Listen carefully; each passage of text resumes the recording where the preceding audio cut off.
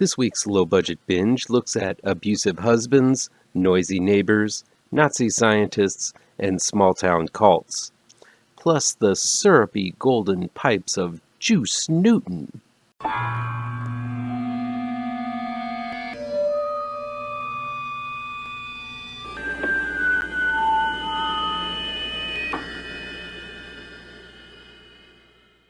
Welcome back to ML Miller Frights, a part of the Kings of Horror Network. I'm ML Miller. While you might be watching this video on the Kings of Horror Network, I urge you to click over to my ML Miller Frights YouTube page and give it a like. Please share with all of your buddies. Click subscribe to this channel, and don't forget to ring that bell for notifications. Low Budget Binge is where we venture down the paths less traveled and look at low budget, no budget, do-it-yourselves, and sometimes international films that never get that top billing you see in the usual Hollywood releases. I'll indicate in the review and down below where you can find these films, along with their trailers. Here we go. At Night Comes the Wolves is new on-demand and digital download from Gravitas Ventures. It's directed and written by T.J. Marine.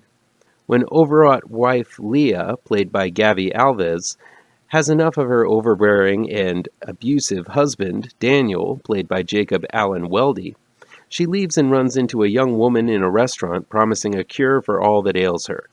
Intrigued and without any other options, Leah follows the woman into the forest where she meets a man named Davy Stone, played by Vladimir Noel, who attempts to enlighten Leah with an empowering new way of looking at the world and leaving her life of servitude behind her. Leery but accepting, Leah finds herself in the middle of what might be an epic battle between otherworldly entities. At Night Comes the Wolves is an odd one. It definitely has some big ideas, but I don't know if the size and scope of them are able to be communicated on such a small budget. This film is advertised as an anti-misogyny film, and I guess it kind of is. Leah is definitely a woman oppressed by her unpredictable husband who can't seem to be satisfied no matter how hard she tries. Eventually, Daniel jumps into a rant that not only debases Leah, but every other woman. So the woman hate is there, and there is a journey Leah takes to become a stronger person by the end of the story. But things really get out there in the halfway point as Leah reveals out of the blue that Daniel has had dreams talking about communicating with otherworldly beings, which somehow has ties to Davy's beliefs. It all gets kind of complicated here, and it feels as if the midway shift in tone and subject matter really disconnects from the initial anti-misogyny themes. Leah talks of a specific time when Daniel has talked in his sleep and has nightmares, and I think the film would have benefited from actually seeing that scene, rather than just referring to it for the first time at the halfway point of the film. It's leaps like this in logic and proper storytelling that really hold back At Night Comes the Wolves. That said, the premise is intriguing, as is the final moments when all hell breaks loose. The acting is pretty strong throughout, with Gabi Alves offering up a decent performance in the lead as Leah. I also really dug the poster art for this one, which suggests some more retro giallo film, though it's not really the genre this film falls into. Finally, I hate to be a grammar Nazi, but technically the title should be At Night Come the Wolves, not At Night Comes the Wolves. Sorry to be picky, but it just leapt out at me from the get-go. My Neighbor Wants Me Dead is available on demand and Amazon Prime. It was directed and written by Nick Gatsby. My Neighbor Wants Me Dead is a surreal short film that clocks in at just under an hour. It tells the story of a man, played by Eric Willis, who kind of looks like a African-American Seth Rogen, who wakes up in his apartment to find someone banging on his door and threatening him. As he sneaks around the house, attempting to avoid notice from the man outside, the protagonist ends up killing himself over and over again, either through accident, temptation, or by his own boneheadedness. At least that's what I think is going on. This is a surreal film where there really are no rules, so interpretations may vary. Whether you like My Neighbor Wants Me Dead will depend on how much you like having things explained all out or not. If you're a literal-minded viewer, you should probably give this one a pass. But if you can open your mind a bit and simply enjoy the sights and sounds that play out in front of you, there's a lot you're going to like about this experimental little gem. My Neighbor Wants Me Dead has no dialogue spoken by the actors. Instead, lines are written out on cards a la a silent movie. It does follow some sort of dreamlike narrative reminiscent of a video game where the game starts over every time the protagonist loses his life. Visually, this is an extremely entertaining film, utilizing all sorts of rudimentary video effects and bright trippy colors to signify the feelings going on in the scene. From tense flashing colors to mellow fades, this is a film that's likely to entrance you if you're in the right state of mind. The film utilizes a lot of wonderful edits, incorporating stills and extreme close-ups that give off a wild and paranoid feel to each situation the protagonist finds himself in. But what really makes this one work in terms of causing unease is the use of a variety of sounds. From jarring static to distorted noise, this is a film that unsettles because of the way the sound is designed and implemented. While the film does get repetitious, I feel that's the point. The protagonist has to live a variety of lives before understanding exactly how to get out of this situation. This being a surreal film, it's open to interpretation, but if I had to guess, I feel it's about attempting the same thing to get out of a troublesome situation and expecting different results until finally you get it right.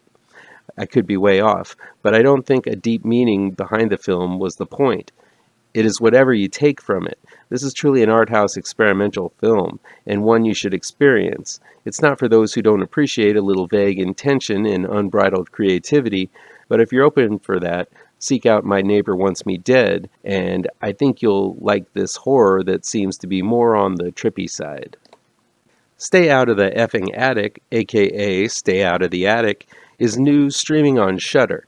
It's directed by Jerren Lauder and written by Jason Scott Goldberg, Jesse Federman, Julie Auerbach, and Jerren Lauder.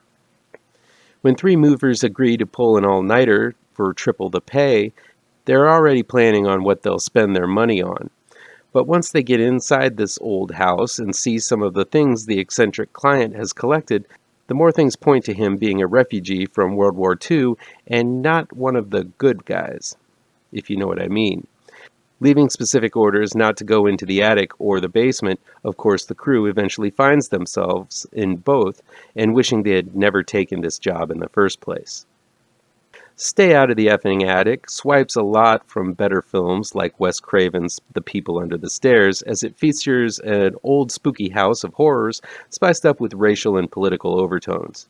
Craven's classic wasn't necessarily subtle about the race and class issues, as it literally has the community rising up against the old world thinkers who live in the spooky house and exploit the neighborhood. Stay Out of the Effing Attic isn't subtle either, as each member of the crew have their class and race issues to deal with. We know this because they seem to find more time to discuss these various issues than actually working, and at the rate they were going, even before they discover the horrific experiments inside the house, I don't think they were going to be getting the job done anyway by the time they promised.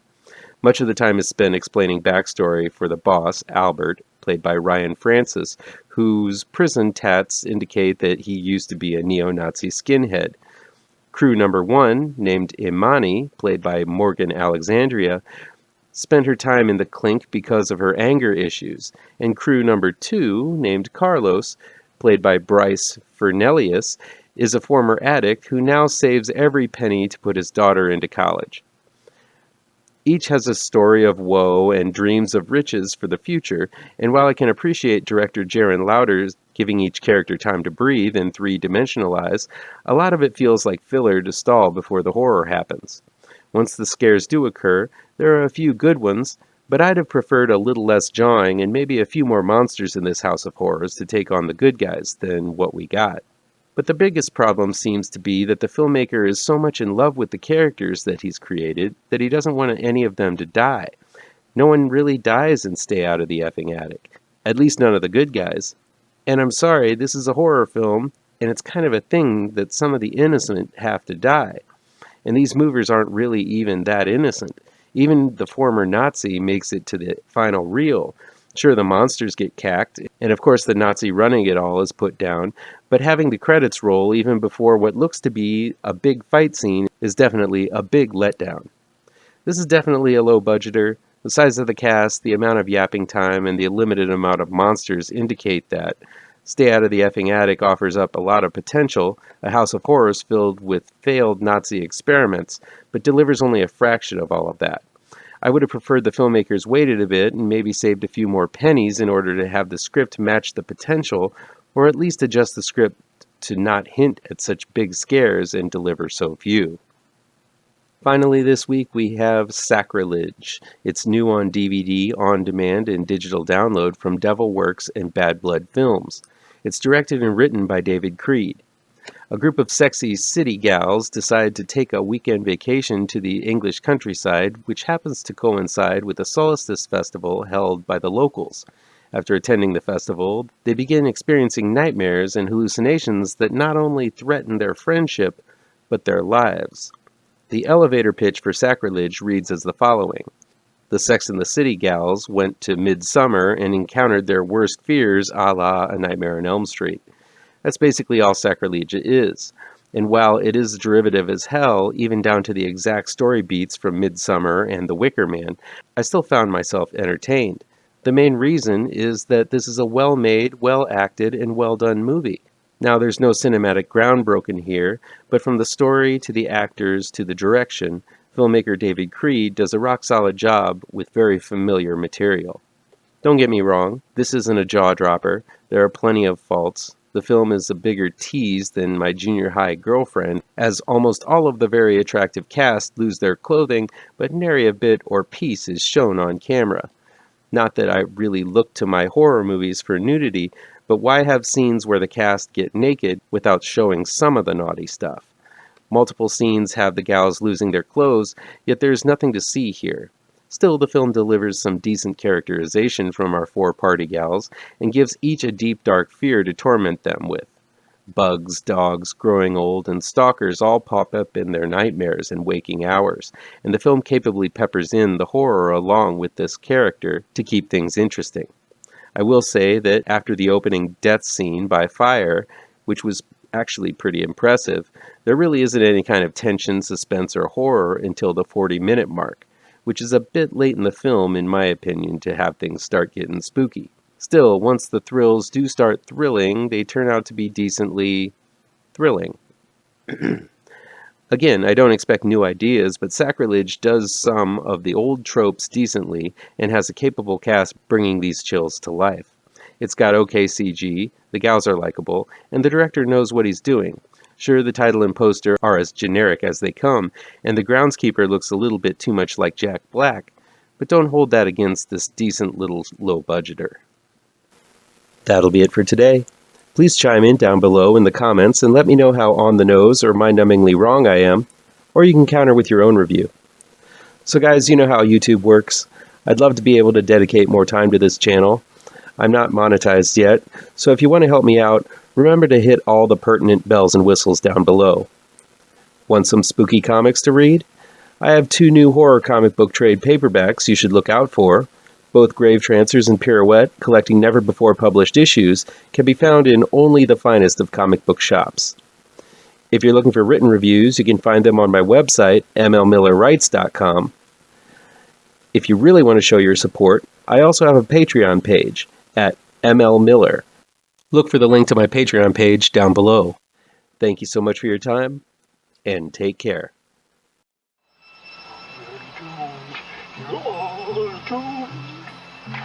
You're doomed to live the life you're meant to be, stuck inside your reality. You're doomed. Oh, you're doomed. You're